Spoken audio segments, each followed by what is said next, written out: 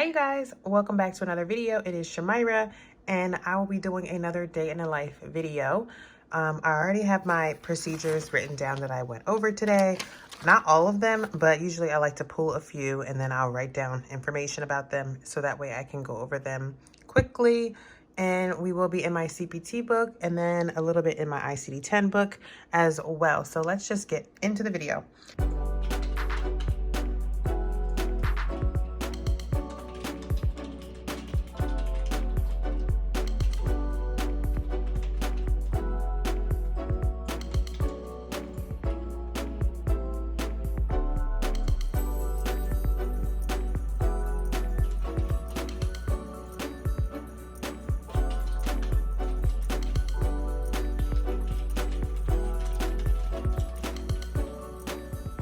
The first procedure that I have here is a hysteroscopy and D&C.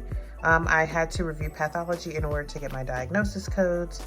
And what pathology stated was that it was an endometrial polyp. So for hysteroscopies and D&C, I have to go to hysteroscopy and then up here to the 58558 for hysteroscopy surgical with sampling biopsy of endometrium and or polypectomy with or without D&C. So 58558, and then for the endometrial polyp in my ICD-10 book, I go to polyp, which should be next. Yeah. You will find polyp, which you have to come over to this side because endometrium is right there, N84.0. And then what you will do from here is confirm it in the N section of your ICD-10 book. So go to that chapter, which is right after N84. Okay. N84.0, polyp of corpus uteri, polyp of endometrium, polyp of uterus not otherwise specified. So that's gonna be my diagnosis, and then that is my CPT code. So I was done with that one and submitted it. What the provider had at first was uterine bleeding and a thickened endometrium. So whenever you have pathology and you get a definitive diagnosis from pathology, you go with pathology instead of the post-op diagnosis code that the provider had. My next one was pretty much the same. And let me see here. I did want to talk about another hysteroscopy that was different. It would have been the 58563. So for Highmark in Pennsylvania, they will only pay for the 58563 if the 3 covered diagnosis code the patient has. And I believe those diagnosis codes are like menorrhagia. So if the patient has N92.0, I'm going to show you guys that in my book quickly. Okay. So they will only pay for the 58563 if the patient has one of these diagnosis codes. And I'm going to just pull up that policy because I did have it up. Let me see if I still have it. No, looks like I got rid of it, but I can look at it quick. Okay, so the only way for Highmark to pay for the hysteroscopy and endometrial ablation is if the patient were to have N92.0, N92.1, or N92.4, and that is on my next page, which is right there, excessive bleeding in the premenopausal period. So if you report, let's say N93.8, the dysfunctional or functional uterine bleeding, it will get denied and you will probably have to write it off because they are not going to pay it because that is not a covered diagnosis code. So when billing Highmark, you want to make sure you review their policies on some of the procedures that you are billing to make sure that your diagnosis code is covered. So my next third surgery was due to patient presents with history of abnormal pap smear, biopsy revealed findings of SIN3, and she's here for a LEEP conization with ECC. So a LEEP conization is a page back, and this is going to be on the cervix uteri instead of the corpus uteri, because we're going to be doing this ECC, or actually this LEEP, on her cervix. So this is going to be a conization of the cervix with or without vulgarization, with or without dilation, and curettage with or without repair. And it's going to be the loop electrode excision. That's what the LEEP stands for, so that's why I have it written in my book. And I have a note here that 57505, which is the ECC, you can see that up there, endocervical curettage, that is included in the procedure. So you do not bill for that separate, even though it is a, you know, a code on its own. You don't bill for that separate because it's included. So my CPT code is 57522. And pathology, I went to pathology, and pathology was not in yet for this one. So I had to hold it, and in a few days I'll check back with it and see if pathology came in.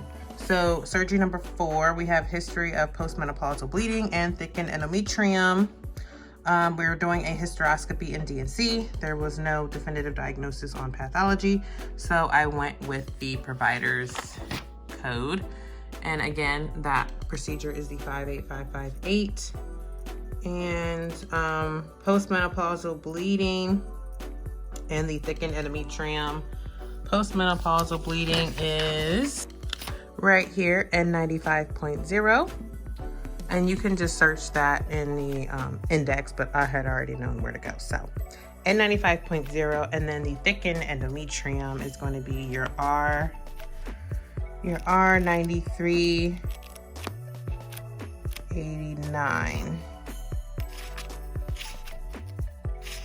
R9389.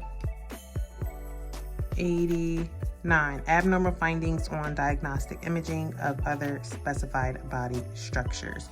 So let me just go on the index. We're kind of doing this backwards, but I already knew where to go in the tabular list. That's why I just showed you guys those codes. But let's go to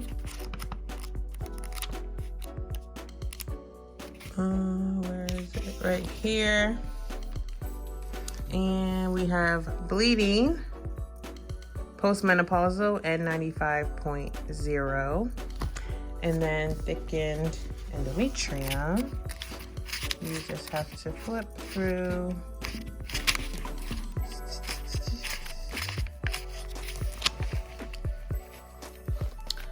And that is going to be thickening endometrium, R93.89. Alrighty, so we have surgery number 5. We have history of high-grade squamous intraepithelial lesion on a cervical pap smear, and we're going to be doing a cold knife conization this time. So instead of doing a LEEP, we're using a cold knife, and that one was reported with 57520, code knife or laser. So it's different because of the technique that is used. So 57520. And when I went to pathology, the ECC that they did came back normal, but the cervical cone had SIN3 was noted.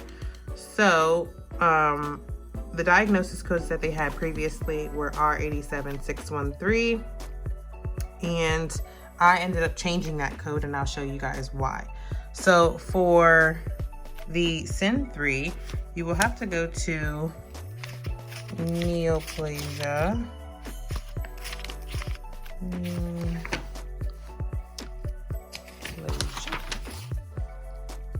Right. Over here.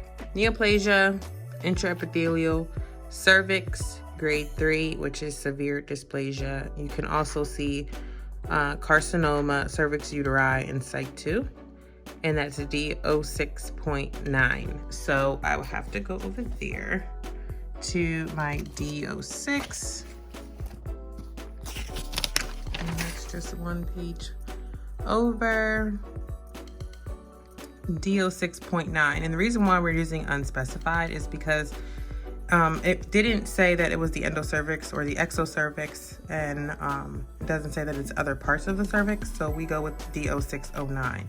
And before we got pathology. The provider had reported the R87613, the HGSIL. That's what high-grade squamous intraepithelial lesion stands for. And the reason why we couldn't use it is because it is an excludes 1. So you do not report any of these codes with these codes because these are excludes 1. You can't report them. So because we got the pathology back that confirmed the SIN 3, you see that right there, we report D069 for this conization with a cold knife. Procedure or surgery number 6 was a sterilization for a bilateral tubal fulguration, and the provider grafts both tubes one at a time, obviously, and they made 3 segments. There were 3 segments of the tube that were cauterized and adequate burn sites were achieved. So I'm gonna go this way to the oviduct and ovary, and this was a laparoscopic procedure, and I'm going to report the 58670. And for my sterilization, my diagnosis, you would have to go to sterilization. And for those of you wondering, I do have Encoder Pro to be specific, but I really don't use it unless I'm trying to see if there are bundling edits or NCCI edits for like 2 surgeries that I'm billing. But anywho, I like to use my books. Sterilization, see Encounter for sterilization. So now I have to go to Encounter. See, you guys can tell I don't ever look up sterilization, or I would have known to go to Encounter. I have my codes memorized in my head. Some of them, not all of them. Okay, so it said go to Encounter for, and then we have to look for sterilization, which is right there, Z30.2. So that's all the way in the back where I have my little tab here for contraceptive. And Z30.2 is right there, sterilization. That was procedure number 6. Now we're gonna move on to number 7, which is an office procedure, and we did an endometrial biopsy. I had already reviewed this biopsy. I was just waiting on pathology, and it says both, I had 2 of them that I was waiting on pathology, and both of them came back with no diagnosis. So I'm going with the provider's diagnosis. And that biopsy is 58100 right here. Corpus uteri endometrial sampling biopsy with or without endocervical sampling biopsy without cervical dilation, any method, and it is a separate procedure. And I have a note that if they were to do a ECC, which is right over here, 575, oh no, that's not the ECC, that's a biopsy on the cervix. If they were to do a biopsy on the cervix in addition to a biopsy on the endometrium, I think I said that right. If they're doing a biopsy on the endometrium and they also take a sample of the cervix, it is included. So I do not bill that separate, but this one was not the case, and I only went with the 58100. Next up, my 9th one, since I had 2 there, so 7 and 8 were the ones that I just reviewed pathology on. The 9th one was also a office procedure, and we did a colposcopy on, a cervical biopsy, and an ECC. So I'm just going to go back a page to the cervix uteri. Endoscopy is the type of procedure that it was, and we did a biopsy and ECC. And you see right there, 57454. I put the abbreviations in my book. This was like maybe like a year, almost 2 years ago, just because I wanted to get familiar with the little abbreviations they use. So that's why I have that there, BX and ECC. So that is what I like to do, so that way it just stands out to me. And my diagnosis codes for this was, they had HPV and LSIL or LGSIL, which is low-grade squamous intraepithelial lesion. And those codes are R87-810 and R87-612. I reviewed pathology, and I have here nothing from pathology, so I went with the provider's diagnosis codes, and I will show you guys those codes because I have a little tab here for R87, and it was R87-612, which is the LGSIL for the cervix, and then R87-810 for the HPV on the cervix, high risk human papillomavirus, and it was a positive result. So R87-810 was also reported, and there were no excludes ones for both of these codes, so I was able to use both of those. So that was surgery number or procedure number 9. What do I else have here? 10th surgery. I'm waiting on pathology. Came in with no definitive diagnosis code. Going on provider's post-op diagnosis. Okay, so there was no, what type of surgery was this? Okay, I see it now. This one I was holding on pathology, and it was a vaginal hysterectomy done as an outpatient surgery. So I had both these codes holding, so 58260 and 58290. The reason why I had both of them is because I had to wait for pathology to come back, so that way I can confirm the weight of the uterus, because these codes, you have to know the grams, and if you don't know, then you always go with the lesser code.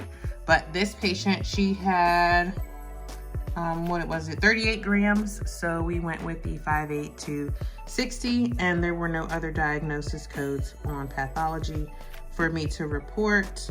There was an extra day post-op, and if you were watching my other previous day in the life video, I think that was the one I showed you guys, that the 99024 is our post-op day code. So she only had one, and I reported the Z9710, which is absence of uterus and cervix. So let me show you guys that. Absence of, and this code I have memorized as well. So Z9710, acquired absence of both the cervix and uterus, and that's what I reported on my post-op code. Okay, I think I'm done with that page. And then my next thing that I had to review was a triage note. So normally this would be an E&M. It would be an office outpatient visit. Don't worry about my markings. I'm going to talk about that next. Normally I would be billing an E&M for this triage note, but the reason why I couldn't was because my midwife attested the resident's note, and she is not a teaching physician. Actually, she didn't even test it. She just signed the resident's note, and midwives have to document their own documentation, so in order for them to bill, and she did not. She only signed the note, so I had to bill a no charge for that, and that patient had came in for decreased fetal movement at 36 weeks.